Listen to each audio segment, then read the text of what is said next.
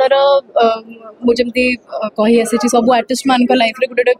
बहुत special film रही अच्छी आउ यही फिल्म भावांतर कहीपर मो लाइफ गोटे बहुत स्पेशल फिल्म सब इच्छा था गोटे थिएटर करेंगे केमी बिकज मुझे डायरेक्टली फिल्म को आसिली थिएटर केवे कर किंतु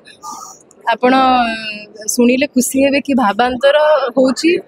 थिएटर रू गोटे ड्रामाटा इन्स्पायर्ड होगी गोटे बही रे लिखाई से इन्स्पायर्ड होगी फिल्म हो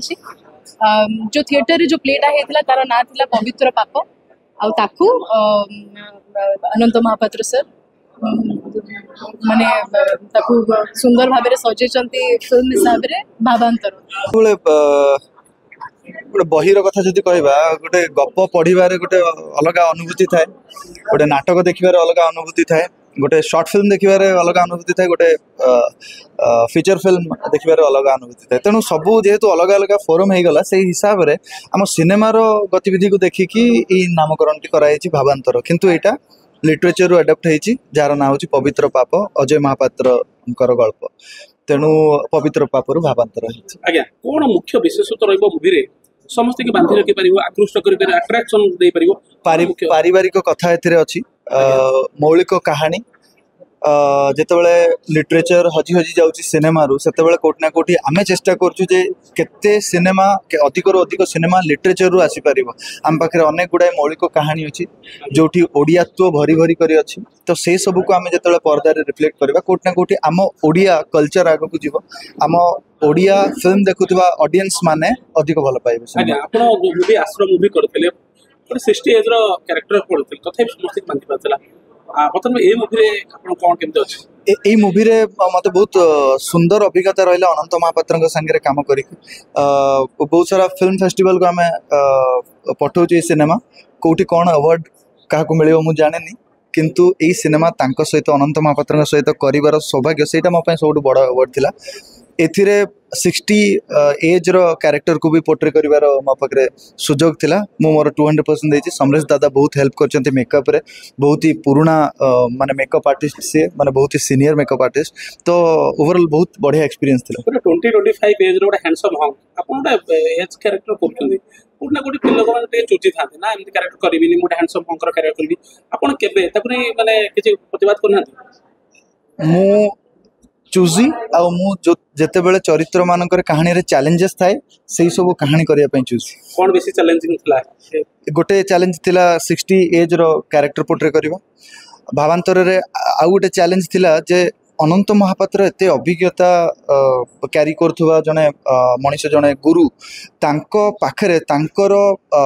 इच्छा अनुजाई तांकर एक्सपेक्टेशन अनुजाई सेटा को मैच करिवार चेष्टा मोर सबुठु बड़ साहस थिला सबुठु बड़ चेष्टा थिला से चेष्टा रे मु केते सफल होईची केते विफल होईची सेटा अनंत सर कहि परिबे कि बा दर्शक मानको कोन भल लागियो कहि परिबे किंतु मते सेइठु बहुत सिखिबार सुजोग मिलछि देखिबे ए सिनेमा एक स्वतंत्र कहानी नै गति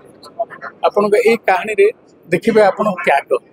प्रेम त्याग केमती करा जाई पारे ये कहानी रे आप देखिए प्रति चरित्र बहुत सुंदर भाव में कहानी के नहीं आगुरी आम बहुत नाटक करूँ सारा बहुत जगह नाटक सफल नाटक होपर आम सिनेमा देखिए ए जो चरित्र मान जो चरित्र मान अच्छा आपन को लगे स्वतंत्र चरित्र जो समाज जमी प्रेम जेते दूर त्याग करा जाई पारे से त्याग को जमी कहुई पाप को पवित्र पाप बोलिकी यही कहानी आपन से देखिए सर प्रति चरित्र को देखिए गोटे स्वतंत्र चरित्र स्वतंत्र कहानी सर जब पवित्र पाप गोटा कह कॉम्प्लेक्स इमोशन ऑफ लव गोटे सेमिति सेटा इंडिकेट करूँ कि हाँ निश्चित भाव में यही कहानी आप ही पाइबे आपण को पूरा कंप्लीटली डेडिकेशन जिते दूर जड़े चरित्र त्याग करेंगे केवल पुरुष नुह स्त्री जो भितर जी त्याग करे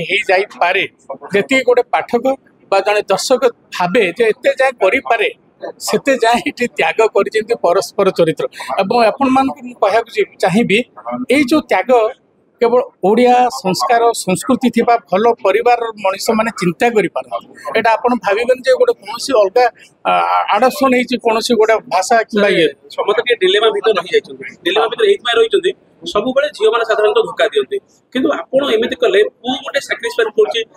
माने एटा कोन पई एक्चुअली झियो माने सैक्रिफाइस करंती ଝିଅ ମାନେ ବି ବିଟ୍ରେ କରନ୍ତି କିନ୍ତୁ ପୁଅ ଗୋଟେ ଏଠି ସାକ୍ରିଫାଇସ୍ କେବଳ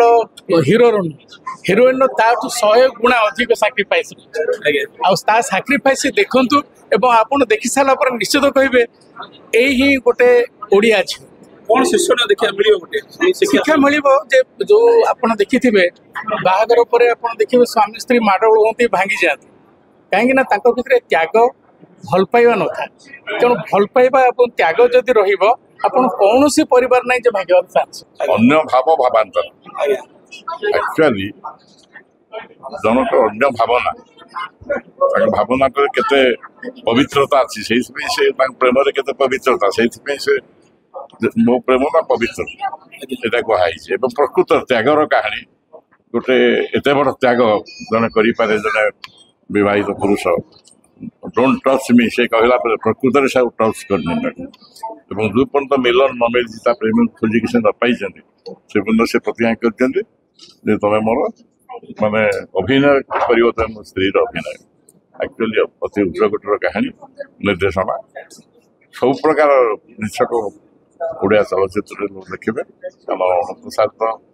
ବହୁତ ପୁରୁଣା ଡିରେକ୍ଟର ସେ ଖୁବ୍ କମ୍ ଫିଲ୍ମ ଡିରେକ୍ସନ ଦିଅନ୍ତି କିନ୍ତୁ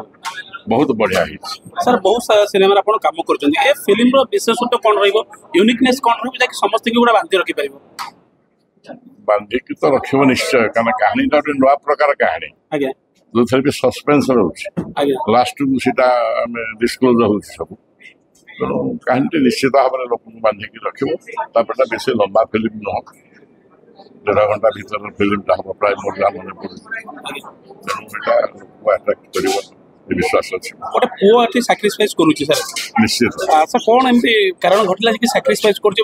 କୁହାଯାଏ sacrifice is one part of love ଗୋଟେ ଲଭ୍ର ଗୋଟେ ଏକ ଅଂଶ ମଧ୍ୟ ହଁ ନିଶ୍ଚିତ କାହିଁକିନା ସାକ୍ରିଫାଇସ୍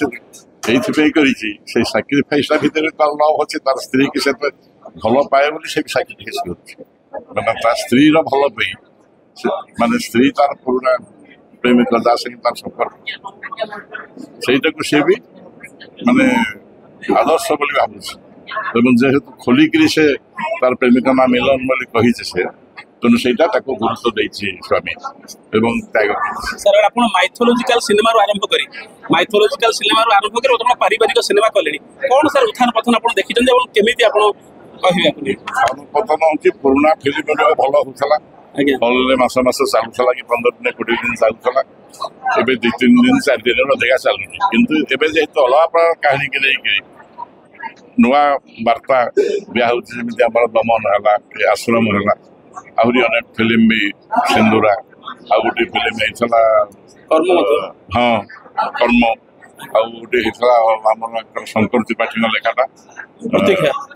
ପ୍ରତୀକ୍ଷା ନା ଗୋଟେ ନାଁ ମନେ ପଡୁନି ମରିଗଲେ ଲୋକଙ୍କର ଯୋଉଟା ଲାଗେ ପୁଷ୍କରା ଗୋଟେ ବଢିଆ ଫିଲ୍ମ ତେଣୁ ଏଇଭଳିଆ ଲୋକଙ୍କର ଚେଞ୍ଜ ଦରକାର ତେଣୁ କାହାଣୀର ପରିବର୍ତ୍ତନ ଦରକାର ଯୋଉଟାକି ସାମାଜିକ ବାର୍ତ୍ତା ମଧ୍ୟ ଥିବ ସେଇଟା ହେଲେ ଲୋକମାନଙ୍କ ଦ୍ୱାରା ନିଶ୍ଚିତ କୋଉ ଚରିତ୍ର ଆପଣଙ୍କୁ ଆମେ ଦେଖିବା ପାଇଁ ପାଇବୁ ଭାବାନ୍ତର ସିନେମାରେ? ଭାବାନ୍ତର ହିରୋର ଫାଦର ଆଜ୍ଞା ନାୟକର ବାପ ବେଶୀ ଭୂମିକା ନଥିଲେ ଯେତିକି ଅଛି ଇମ୍ପୋର୍ଟାନ୍ସ ଅଛି କାରଣ ହିରୋ ହିରୋଇନଙ୍କ ଫିଲ୍ମ ଏଇଟା थिएटर माने नाटकटा जेहेतु तार ना पवित्र पाप थिला किंतु जेहेतु एबे सिनेमा कराउची बड़ पर्दार आसीबो ता टाइटल रे परिवर्तन करिकी आना भावांतर कुहाई करा जाईची और सिनेमाटी रो कहानी गतिशील होउची तीनोटी चरित्र को नेकी से तीनोटी चरित्र परस्पर सहित संपर्क रे अछंती एवं निज संपर्क पाई से तीनोटी चरित्र केउ भली त्याग करछंती सेही त्याग को नेकी ही कहानीटी गतिशील एवं बहुत बहुत धन्यवाद देवी उत्कल रंगमंच ट्रस्ट को श्री अनंत महापात्र सार को एवं अजय रथ सार को जी कि मते चलचित्र रे गोटे सुंदर चरित्र अभिनय करबार सुजोग दिछन। को चरित्र आपण अछि अछन कहानीटी तीनोटी चरित्र को नेकी गतिशील श्रीतम श्रावणी एवं मिलन जो मिलन चरित्र सेटा मु से चरित्र अभिनय करछि। मिलन कोन एथरे फिल्म रे मुख्य चैलेंज मिलन पाइथिला मिलन में बहुत चरित्रटी समस्त को बांधि रखि परिबो मन उद्ध करि परिबो समस्त को सेही कथा मु कहली जे चरित्रटी कोन चरित्र कोन संघर्ष थिला चरित्र कोन सब चैलेंज को फेस करछि से सब जदि आपण जानिया चाहौ त सिनेमाटी देखंतु बोली मु चाहि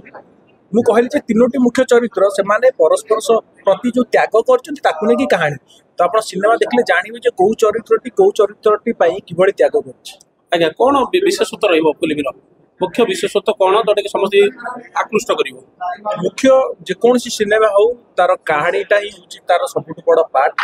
ଏବଂ ସେ କାହାଣୀରେ ଯୋଉ ଅଭିନେତା ମାନେ ଅଭିନୟ କରନ୍ତି ସେମାନଙ୍କର ଅଭିନୟ ଦକ୍ଷତା ହିଁ ଦର୍ଶକ ମାନଙ୍କୁ ବାନ୍ଧି ରଖେ ତେଣୁ ମୁଁ କହିବି ଯେ ଆମେ ମାନେ କ'ଣ କାହାଣୀଟି ତ ବହୁତ ଭଲ କିନ୍ତୁ ଯୋଉ ଅଭିନେତା ମାନେ ଇନକ୍ଲୁଡିଂ ମି ଆମେ କ'ଣ କାମ କରୁଛୁ ସେ ମତାମତ ଦର୍ଶକ ଦେବେ ମୁଁ ତ ନିଜେ କହିଦେବିନି ଯେ ମୁଁ ବହୁତ ଭଲ କାମ କରିଛି ତ ସେଇଥିପାଇଁ ମୁଁ ଦର୍ଶକ ମାନଙ୍କୁ ଅନୁରୋଧ କରୁଛି ଯେ ସେମାନେ ସିନେମା ହଲକୁ ଆସନ୍ତୁ ଏବଂ ସିନେମା ଦେଖନ୍ତୁ ଏବଂ ଯଦି ସେମାନଙ୍କୁ ଭଲ ଲାଗୁଛି ଭଲ କୁହନ୍ତୁ ଯଦି ଖରାପ ଲାଗୁଛି ଖରାପ କୁହନ୍ତୁ ସୋ ଦ୍ୟାଟ୍ କି ଆମେ ଆଗକୁ ଆହୁରି ଇମ୍ପ୍ରୁଭ୍ କରିବୁ।